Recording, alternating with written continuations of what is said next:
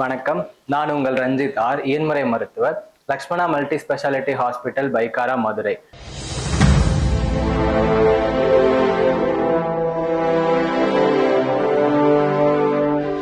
இன்னைக்கு நம்ம பார்க்க போற கண்டிஷன் வந்து என்ன அப்படின்னு பார்த்தோம்னா பக்கவாதம், அதாவது ஸ்ட்ரோக் அப்படின்னு சொல்லுவாங்க.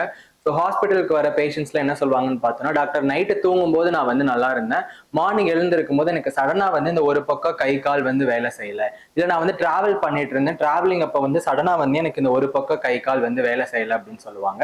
ஸோ அதை வந்து நம்ம ஸ்ட்ரோக் அப்படின்னு சொல்லுவோம். இதுல வந்து என்ன ஆகும்னு பார்த்தோம்னா, நம்ம மூளைக்கு போற ரத்த குழாயில வந்து அடைப்போ இல்லை கசிவோ ஏற்படுறதுனால வரதான் வந்து ஸ்ட்ரோக் அப்படின்னு சொல்லுவாங்க. ஸோ இது மோஸ்ட் காமனா வந்து யாருக்கு வரும்னு பார்த்தோம்னா, ஸோ சிகரெட் ஸ்மோக் பண்றவங்களுக்கு அதிகமா வரும், ஆல்கஹால், தென் கொலஸ்ட்ரால் லெவல் அதிகமா இருக்கவங்களுக்கு வரும், then high BP, cardiac issues இருக்கிறவங்களுக்கு, இல்ல பர்சனலா இல்ல ஃபேமிலி ஹிஸ்டரியில வந்து ஸ்ட்ரோக் இருந்தது அப்படின்னா, ஸோ அவங்களுக்கு கூட வந்து வரதுக்கான வாய்ப்புகள் வந்து ரொம்ப அதிகமாவே வந்திருக்கு.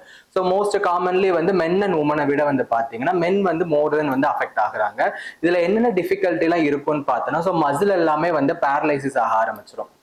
இப்போ ரைட் சைட் ஸ்ட்ரோக் வந்திருக்கு அப்படின்னா வந்து அவங்களுக்கு வந்து பேசுறதுலுமே வந்து ரொம்ப சிரமமா வந்து இருக்கும். ஸோ வலது பக்க கை கால் போக வந்து ஸ்பீக்கிங் டிஃபிகல்ட்டி இருக்கும். ஸோ பேசுறதுல சிரமம் இருக்கிறதுனால வந்து சாப்பாடு முழுங்குறது அதுல எல்லாமே டிஃபிகல்ட்டி இருக்கும். தென் அது போக வந்து பார்த்தோன்னா மசில் எல்லாமே வந்து ரொம்ப பேரலைசிஸ், அதாவது வீக் ஆக ஆரம்பிச்சிடும்.